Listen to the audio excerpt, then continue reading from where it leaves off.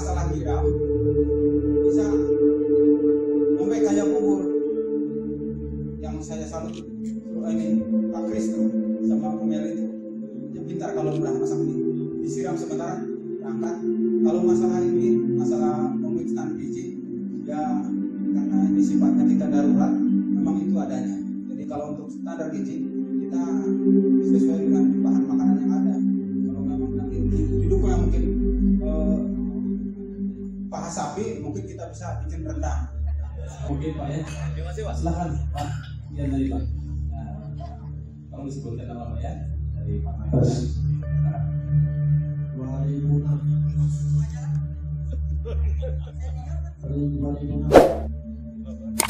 yang saya tanyakan seandainya korban itu banyak, itu memerlukan nasi yang banyak supaya cepat. Nasinya enggak mentah, enggak harus kosong. Bagaimana cara masak nasinya itu tidak ada kandang satu supaya bagus gimana Pak? Terima kasih Pak. Terima kasih Pak. Ini sangat baik ya. Ini biasa yang sering saya laksanakan tentang pemasakan nasi. Memang jadi beras digodok dengan takaran air yang mungkin kira-kira pasang nggak kalau saya pakai jari. Ini aja airnya. Ketika jadi sat airnya itu tapi tidak terlalu kering, angkat dan diaduk, didinginkan sebentar. Tetapi dandang yang sudah terisi air tadi dengan sarana dinaikkan ke atas kompor, nyalakan. Sudah mendidih airnya, baru beras yang ditaruh tadi dimasukkan ke dalam dandang. Sudah tidak perlu disiram lagi. Beda lagi kalau kita memasak nasi yang dilakukan di lapangan, yang tanpa ditaruh, itu sangat ini. Tidak semuanya orang bisa, orang Bekang pun tidak semuanya bisa masak nasi.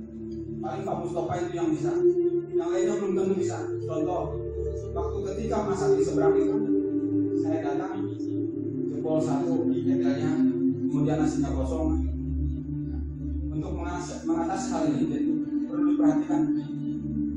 Bubuk hati-hati, jangan terlalu juga banyak airnya. Jadi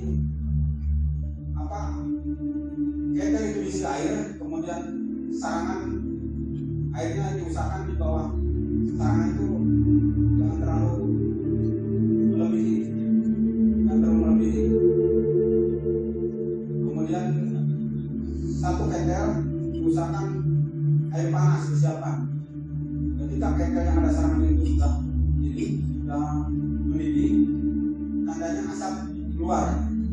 Ketika asap itu keluar, buka tutupnya, beras yang sudah dicuci bersih tadi masukkan dan ratakan.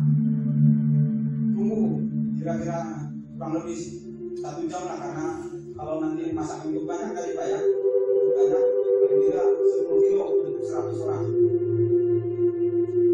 Kemudian dicek kalau sudah dipukul mentul, nasi itu mentul, artinya gembang, harum nasi berarti matang.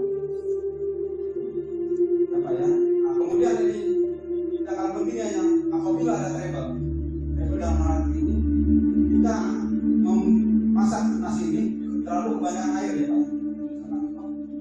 Kondisi kayak bubur, beras sudah masuk, air menggulak di atas beras. Kan panik kita. Kayak apa ini? Jangan panik. Beras sudah menggulak kayak bubur, kita kecilkan kompor supaya air itu turun ke bawah. Jangan dibesarkan dulu, turun sampai nanti kalau sudah asap keluar besarkan lagi. Kenapa ya? Itu untuk mengatasi supaya beras itu tidak jadi bubur. Jangan lupa like, comment, and subscribe Rusdian Channel. Kita waspadai. Kita tidak tahu kan. Kemarin sempat terbakar kan, yang Balikpapan. Betul Pak. Nah, itu berisiko aja. Itu lebih bahaya. Itu kalau seandainya tidak diantisipasi dari sekarang, meledak, imbasnya Samarinda, PPU, dan Balikpapan, malah IKN yang terdekat juga sih. Jadi kita, teman-teman, makanya kita beri pembekalan bagaimana penanganan bencana di lapangan yang lebih baik. Kami tetap tiap tahun akan melakukan pelatihan bagi teman-teman yang sudah pernah. Makanya saya biasanya memanggil yang sudah pernah, beri kesempatan yang belum Pernah. nah, supaya semua punya ilmu. Tapi maksudnya kita semua punya ilmu itu tidak semuanya harus di kegiatan itu, karena ada pembagian tugasnya. Bagian dapur umum siapa? Urusannya dapur umum saja. Jangan kalau orang kacau sana sini. Kalau dia bagian layanan dukungan psikososial, dia bergerak di bidang situ. Bagian yang mendirikan tenda, tugasnya mendirikan tenda. Jadi mereka, teman-teman ini punya keahlian masing-masing. Kalau sudah punya keahlian, apabila ada bencana, sudah pembagian tugasnya jelas. Dapur umum, di kepala dapur itu nanti ada juga nih, bagian masak siapa, bagian sayurnya siapa, bagian lauknya siapa. Kalau bisa lauk dengan ini, kalau mau jadi satu silakan. Bagian yang membungkus siapa, yang bagian membagi tugas jelas siapa, ada pembagian tugasnya. Begitu selesai sampai sore, masa kita sudah selesai, evaluasi apa sih kekurangan kita. Nah, malam itu tim dapur harus evaluasi apa sih kekurangannya pada hari ini. Oh, cara memasak nasinya ada yang kurang atau seperti ini, beda masakan. Kalau sudah terbiasa dia masak itu, kita ganti orang, beda masaknya, beda rasanya, beda ini. Kadang-kadang bisa kelembekan, kadang-kadang ya orang Banjar karau. Kalau karau untuk karo sih. Nah, menu pun juga sebetulnya menu itu kita bisa sesuaikan. Mie bisa diolah, bisa tidak harus seperti kalau teman-teman kayak nantinya Shirley sama segala teman-teman, dia bisa olah yang lain.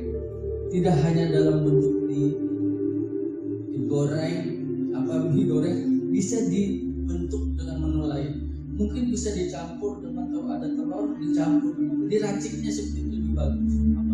Memang kondisi di lapangan itulah yang kita siapkan. Tapi kan ada nanti sumbangan orang, kita bisa campur dengan sayur, intinya seperti itu. Jadi teman-teman, saya minta mulai tua harus ada tim sebetulnya. Kalau ada bencana, teman-teman sudah siap. Oh, ini bagian pendirian tenda, oh ini bagian dapurnya, ada timnya. Kalau ada tim kita enak, yang ditunjuk saya bertanggung jawab. Kalau ada masalah di lapangan, tanggung jawabnya dia. Intinya itu. Ketua mantau saja, gitu loh. Kekurangan orang cari. Gitu.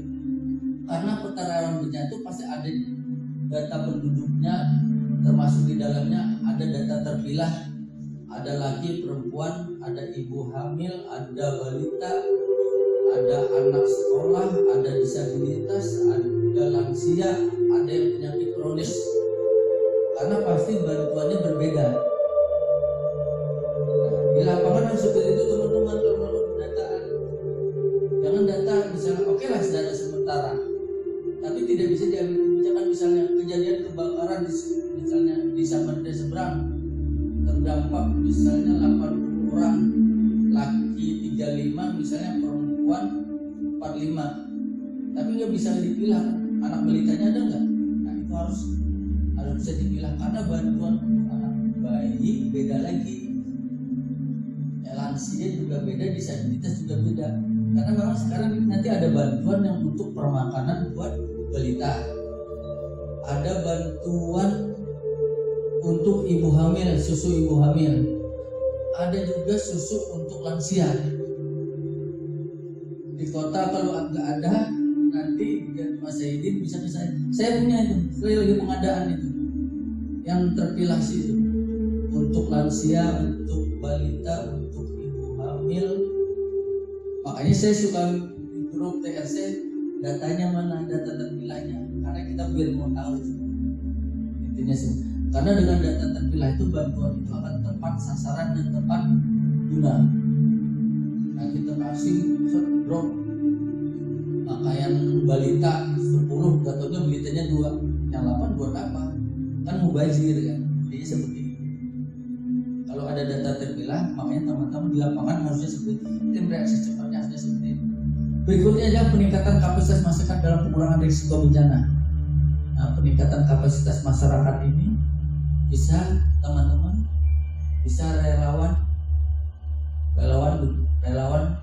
Taruna Siaga Bencana. Ada sahabat Tagana juga bisa kita budayakan.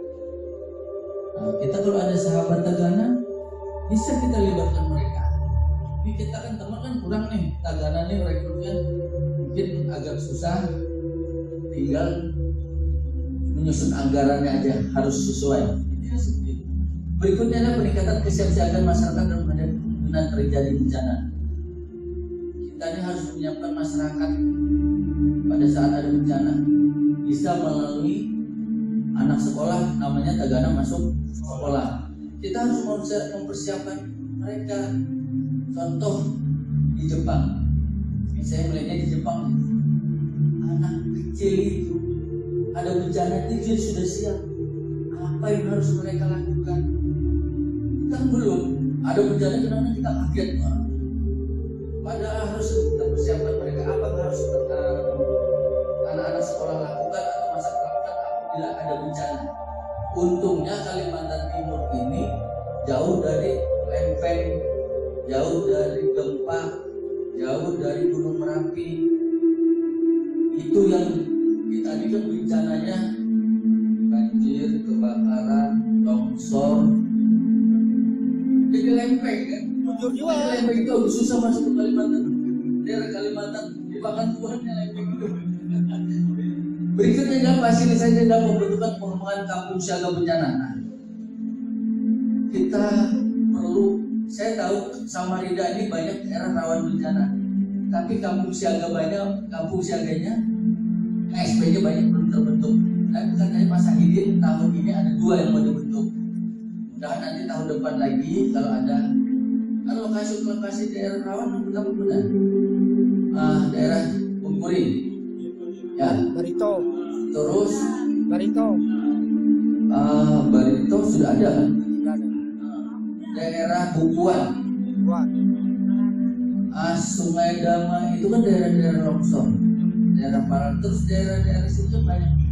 Nah, di titik-titik itulah kita bentuk kampung siaga bencana untuk setidaknya kalau teman-teman Tagana ini tidak agak jauh lokasinya mereka ada, mereka kita persiapan secara dini sebelum kita turun ke lapangan. Mereka sudah siap. Kita memberdayakan masyarakat sekitar, kita latih bagaimana cara penanganan bencana. Nanti di kampung siaga bencana itu ada lumbungnya kan, ada lumbung, ada gardunya, bisa dari kota ngedropnya. Karena masa kami saling koordinasi terkait lumbungnya itu. Berikutnya adalah sistem deteksi dini kepada masyarakat apabila terjadinya bencana. Perlu ada deteksi dini. Deteksi dini ini sebetulnya BPBD itu dia akan nanti membangun awareness sistemnya. Kalau ada bencana itu bisa berbunyi itu. Makanya kita suka berkoordinasi dengan BPBD. Sudah dibuat kan Sungai Dama. Sungai Dama itu riskan longsor di Sungai Dama itu. Berikutnya adalah evakuasi bersama pihak terkait dalam bidang perlindungan sosial dan atas ancaman bahaya. Evakuasi sebetulnya bukan tanggung jawab kita, tapi kita boleh masuk ke dalamnya, tapi kita harus ikut aturan tim evakuasi seperti tim SAR. Kalau ada orang hilang, teman-teman dia bergerak sendiri, karena keahlian itu ada di tim SAR.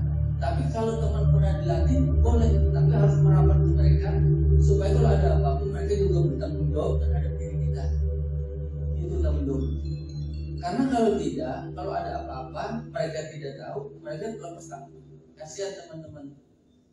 Saya berharap seperti itu. Tagana kita nih punya BPJS Ketenagakerjaan nggak? Belum ada ya? Kalau itu, nah itu. Kalau itu kesehatan. yang belum didata dengan BNPB-nya.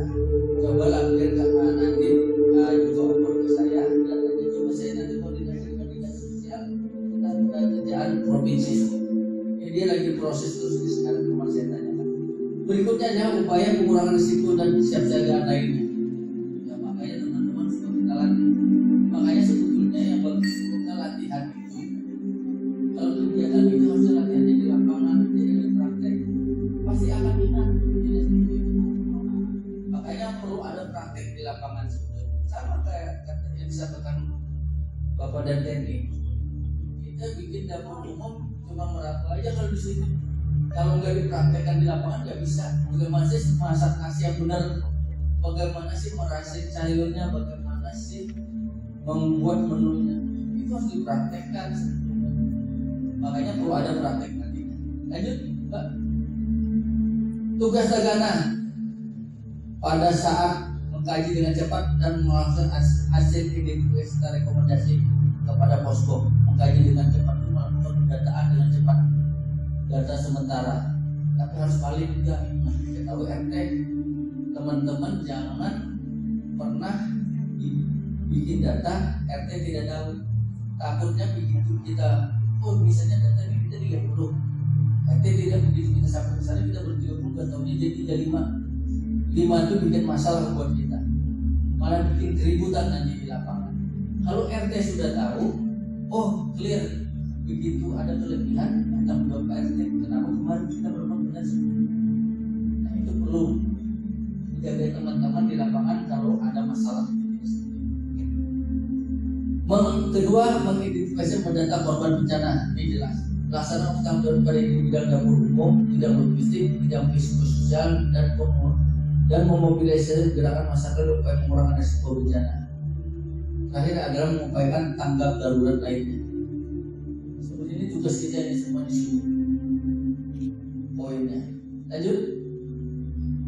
Tugas pada pasca bencana, lakukan mengidentifikasi mendata kerugian material pada korban bencana.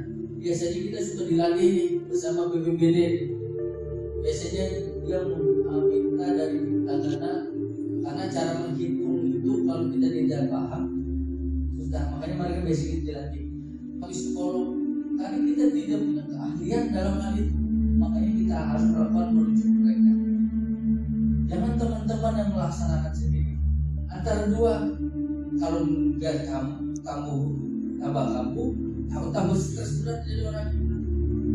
Ya atau tambah gila.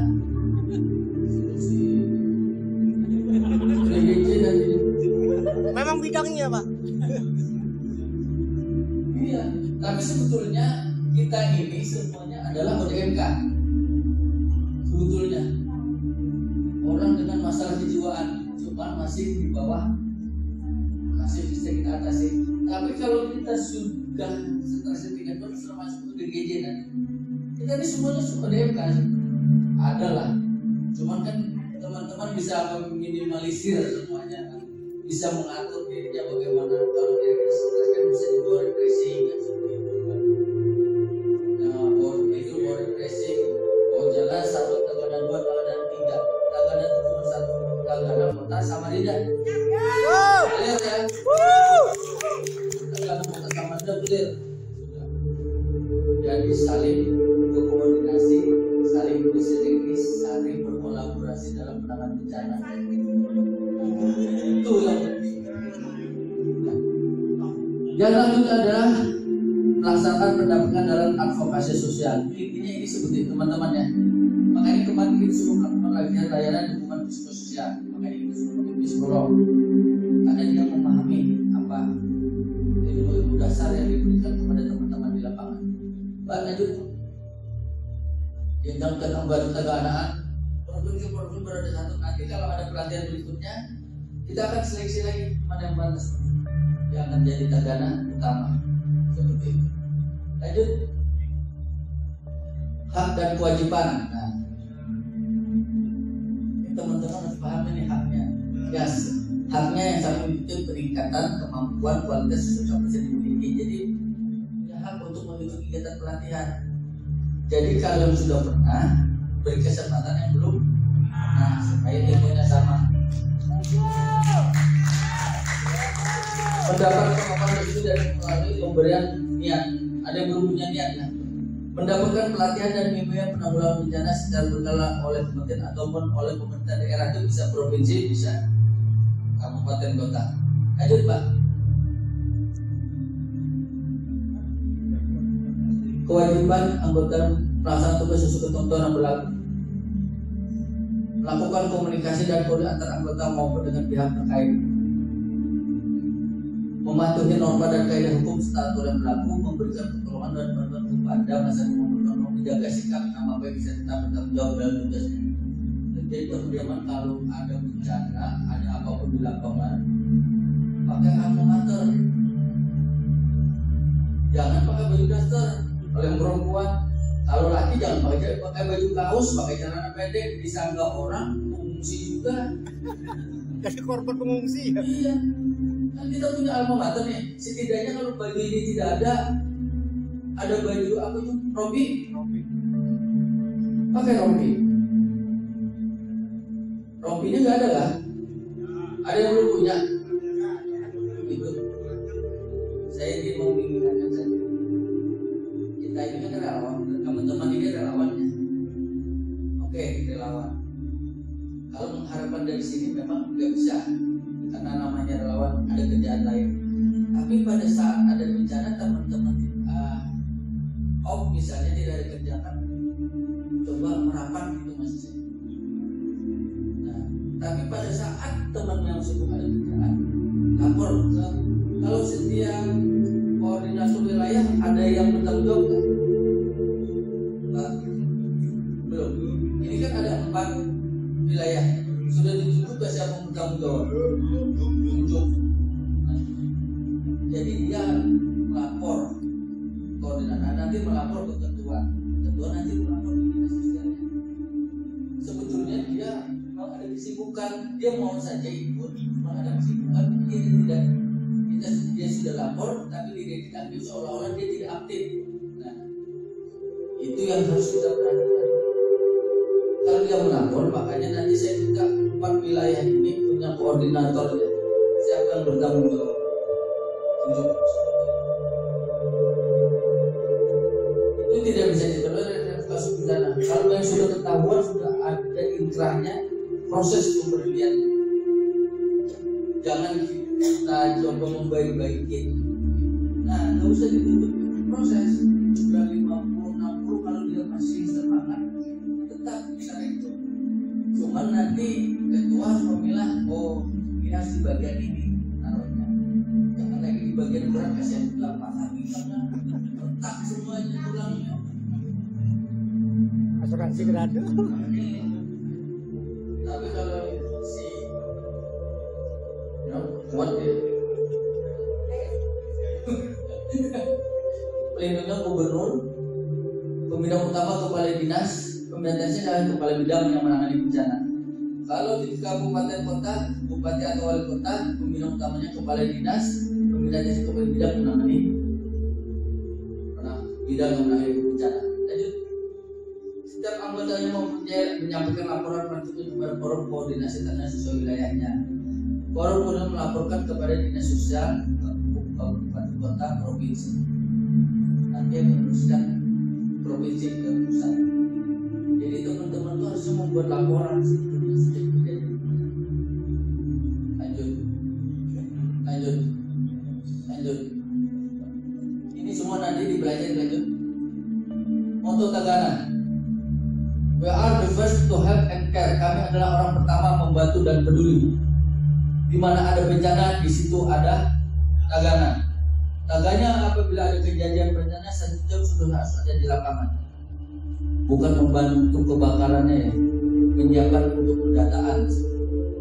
Kebakaran tanggung jawabnya damkar. Ya. Kebakaran tanggung jawabnya damkar. Apabila ada orang bilang tanggung jawabnya adalah tim pusat, teman-teman harus melakukan pendataan sendiri. Tapi kalau ada keahlian, silakan. Tapi harus melapor ke penanggung jawab di lapangan. Kalau orang bilang lapor ke tim sarnya. damkarnya kan, karena teman-teman ada yang punya keahlian juga tuh di dalam memberikan, silakan aja supaya lapor tuh supaya apa, kalau ada apa-apa mereka juga kok tahu di tim saya juga. Slogan Tegana sigap tanggap, prinsip Tagama, one payment, one rule, one code. Satu komando, satu aturan, satu korsa. Jangan beda komando. Komandonya beda-beda di lapangan juga akhirnya sama orang banyak semeraut. Akhirnya tidak sesuai apa bikin satu aturan. Aturannya sama. Nah itu ke belakang. Siapa yang bertanggung jawab, siapa kepala dapurnya. Kalau ada nanti dapur umum, saya ke lapangan. Yang saya cari ketua dapurnya dulu. Koordinatornya. Ya. Korlap. Intinya saya cari apa yang harus dilakukan pada saat kalian di lapangan. Menunya bagaimana? Ya. Tapi lapor dulu dinas sosial kabupaten kotanya. Saya nanti dikirimin saja. Oh, jadi saya tahu siapa orang. Ya saya kalau ada di lapangan saya bisa jalan sendiri di lapangan. Saya bisa jalan sendiri. Saya Halimah tuh loh bisa hilang. Bisa loh melihat saya bisa naik motor loh langsung ada di lapangan. Ya. Belum tahu dia. Kan teman-teman susah juga memantau. MTK-nya juga harus bisa. Kenapa? Jangan sampai pelecehan seksual atau apa di dalamnya. Pelecehan seksual itu tidak mesti harus meraba ya. Logistik, kesehatan, keamanan, pendidikan. Makanya kalau ada klaster itu biasanya logistiknya di mana, dapurnya di mana, kesehatannya di mana, itu harus ada pembagian. Makanya harusnya kalau kita praktekkan di lapangan titiknya supaya kita tahu kalau mendirikan tenda pengungsian, poskonya di mana, karena ada TNI Polri di dalamnya juga terkait keamanan di dalamnya. Kita bisa langsung bantu dalam logistik yang mentahan, penyiapan sandangnya, penampungan dan tempat penghunian, dukungan psikososial, pendampingan dan advokasi sosial. Yang harus teman-teman perhatian di lapangan. Lanjut. Nah, status keadaan darurat dari pra bencana, siaga darurat, tanggap darurat, transisi darurat dan pasca bencana. Ini nanti harus teman-teman perhatikan di lapangan. Langkah darurat pendirian posko, lakukan point of tension, evakuasi, bantuan tindakan awal dan lain, tim reaksi cepat, rencana tindakan, layanan dan advokasi sosial. Ya.